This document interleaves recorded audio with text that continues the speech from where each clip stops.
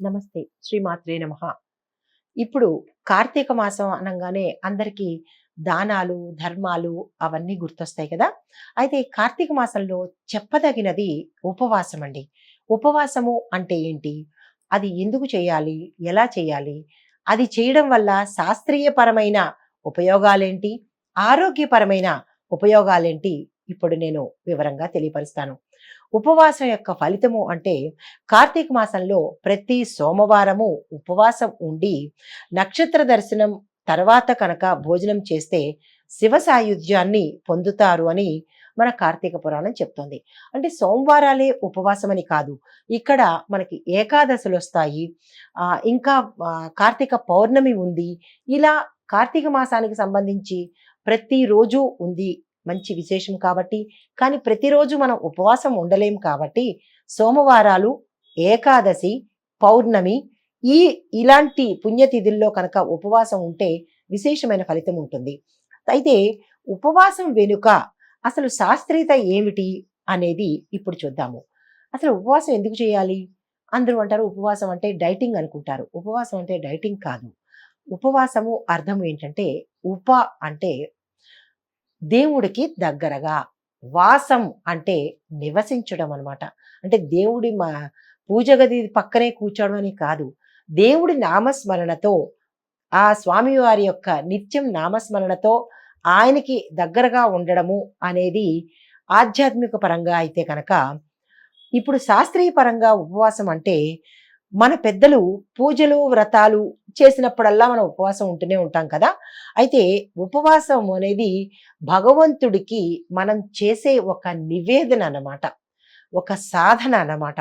ఈ ఉపవాసము ఆరోగ్యానికి కూడా చాలా ఉపయోగపడుతుంది. అది ఎట్లా అంటే జీర్ణ వ్యవస్థకు అంటే మన డైజెస్టివ్ సిస్టానికి వారానికి ఒకసారి మనం దానికి ఫ్రీ వదిలేయాలన్నమాట. అంటే మన కాలేయము అంటే లివరు 24 గంటలు ప్రతిరోజు మిక్సర్ గ్రైండర్ లాగా తిరుగుతూ ఉంటే అది ఏదో ఒక రోజు షెడ్‌కి వెళ్ళిపోవడం గ్యారంటీ. అంటే అనారోగ్యం తప్పదనమాట.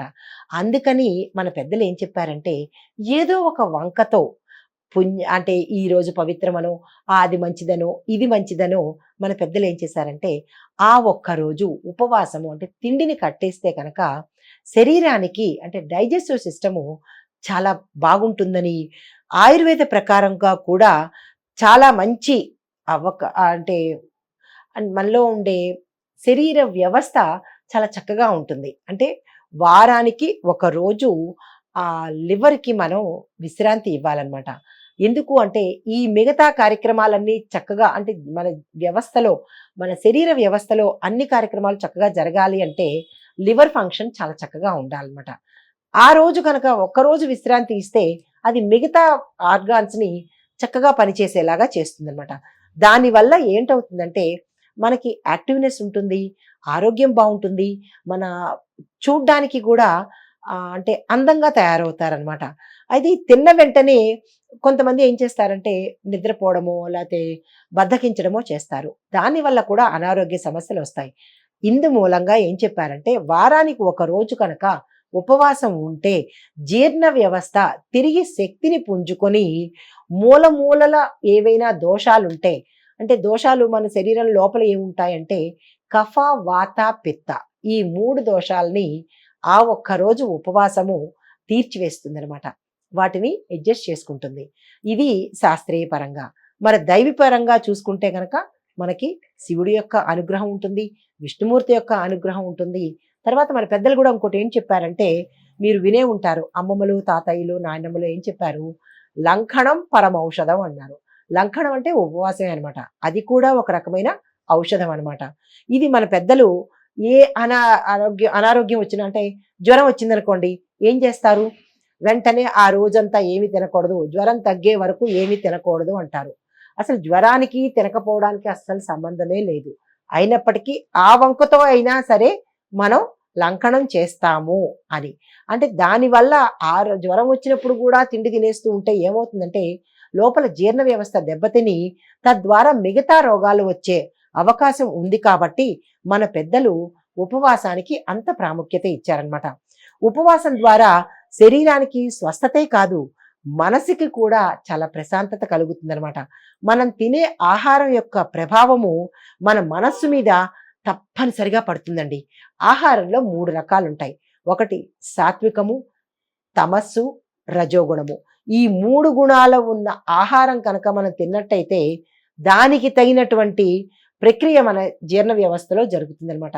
సాత్వికపరమైన ఆహారం తింటే చక్కటి సత్వగుణ సంబంధమైన ఆలోచనలు, పనులు అలా ఉంటాయన్నమాట. అంటే సాఫ్ట్‌గా ఉంటాయి.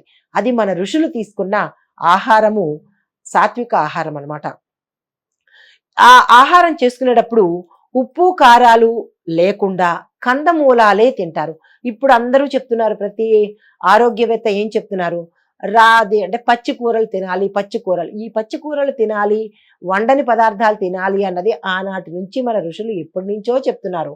అది మన చెవికి ఎక్కలేదు. ఇప్పుడు ఈ ఆరోగ్యాభిలాషులు చెప్పేవి మనకి బాగా చెవికి అందుతున్నాయి. అదైనా, ఇదైనా 2 ఒకటే.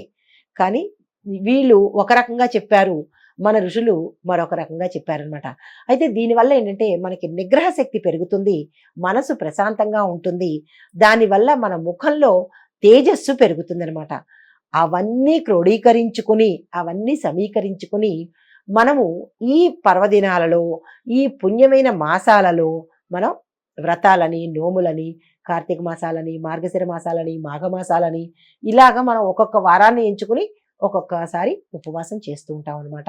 ఈ చేయడం వల్ల మనము దేవుడికి దగ్గరగాను ఉన్నట్టుంటుంది, ఆరోగ్యానికి దగ్గరగా ఉంటాం అనమాట. సో ఉపవాసం అనేది మంచిదే కదా, చేద్దామా? తప్పనిసరిగా చేయాలి. నమస్తే.